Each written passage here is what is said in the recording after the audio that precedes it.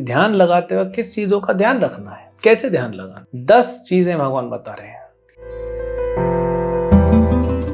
हरे कृष्ण। भगवद गीता अध्याय 8 श्लोक संख्या 9। कविम पुराणम अनुशासितारम अनोरणीयाम सम्मनुस्मरेद्यः सर्वस्य दातारमचिन्त्य रूपम आदित्यवर्णम तमस परस्तात्। मनुष्य को चाहिए कि परम पुरुष का ध्यान सर्वज्ञ, पुरातन, नियंता, लघुतम से भी लघुत्तर, प्रत्येक के पालन करता, समस्त भौतिक बुद्धि से परे, अचिंत्य तथा नित्य पुरुष के रूप में करे। वे सूर्य की भांति तेजवान है और इस भौतिक प्रकृति से परे दिव्य रूप है। तो भगवान ने बताया कि कैसे हम जो हैं इस भौतिक संसार से छुटकारा पा सकते हैं। जैसे 7वें अध्याय में शीर्षक है भगवत ज्ञान, इस अध्याय का शीर्षक है भगवत प्राप्ति। तो भगवान को कैसे प्राप्त करें, सोचिए, कोई और नहीं बता रहा है, स्वयं भगवान बता रहे हैं। इससे अच्छी बात हमारे लिए क्या हो सकती। स्वयं भगवान बता रहे हैं मुझे कैसे प्राप्त करना है। तो भगवान ने पिछले श्लोक बताया कैसे हमको ध्यान लगाना है। अब इस श्लोक बता रहे हैं 10 चीजें भगवान बता रहे हैं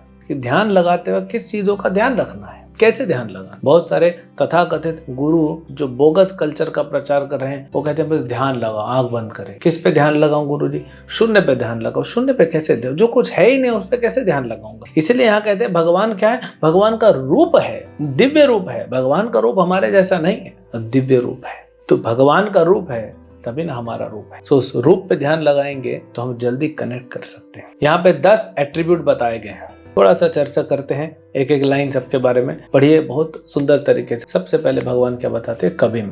कविम मतलब जिसके पास पूरा ज्ञान हो। भगवान से ज्यादा किसके पास ज्ञान हो सकता है। इतना सुंदर भगवद गीता का उपदेश दिया, पूरी सृष्टि चला रहे हैं। अच्छा, सृष्टि छोड़िए, आप अपने शरीर को देख लीजिए, आप आश्चर्यचकित हो जाएंगे कैसे चल रहा है शरीर। वैज्ञानिक दुनिया के इतनी टेक्नोलॉजी के बाद भी शरीर को समझ नहीं पा रहे हैं। भगवान बना भी दिए हैं और चला भी रहे हैं और सिस्टमेटिकली अपने आप चलता रहा है। फिर कहते हैं पुराणम, सबसे पुराने हैं भगवान। सबसे पुराने तो क्या बूढ़े हो चुके हैं? नहीं, भगवान हमेशा नव यौवनम च, सबसे पुराने हैं लेकिन नव यौवनम च, सबसे जवान रहते हैं। तो इसका मतलब क्या है?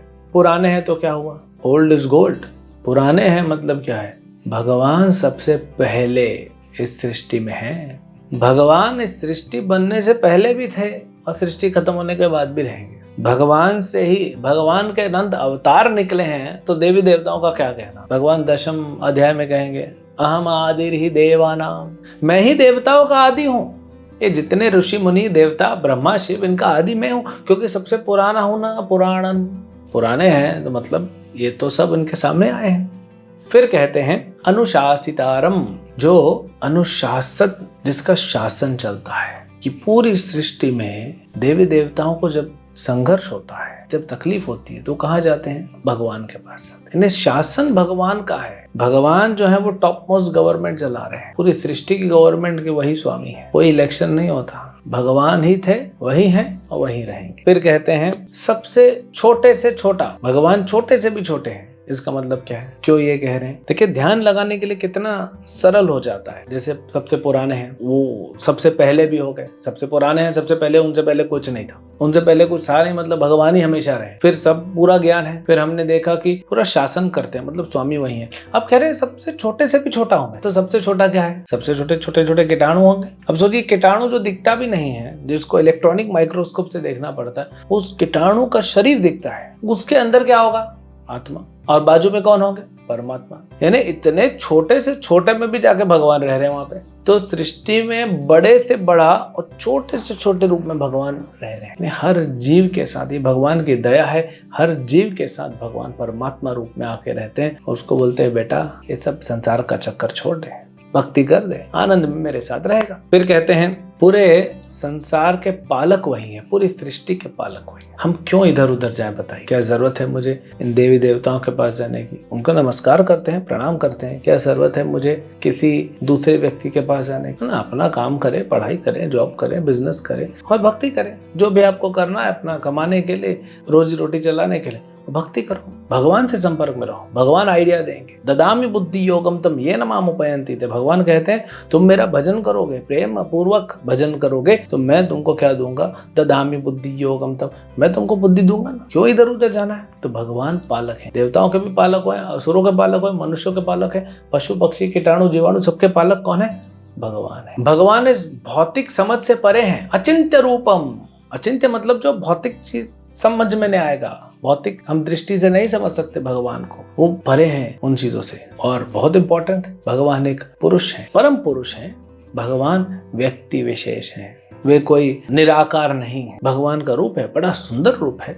मुरली बजाते हैं, मोर मुकुट धारण करते हैं, पीली धोती पहनते हैं, वैजयंती माला पहनते हैं, श्रीवस्त्र पहनते हैं, कान में कुंडल पहनते हैं। इतना सुंदर रूप है भगवान के। इतने सुंदर रूप को देख के तो देवता भी मोहित हो गए। देवता छोड़िए, जब भगवान कालिया को मारने के लिए नदी में कूदे थे तो कालिया जैसा सांप जो ईर्ष्यालु है वो भगवान के रूप को देख के मोहित हो गया। क्या रूप है भगवान का। तो भगवान का रूप है, उस रूप पे ध्यान करें, निराकार पे क्या ध्यान करें। वो तो भगवान का एक विस्तार है। अचिंत्य रूपम आदित्य वर्णम, सूर्य जैसे तेज चमकता है भगवान का जो दिव्य शरीर है।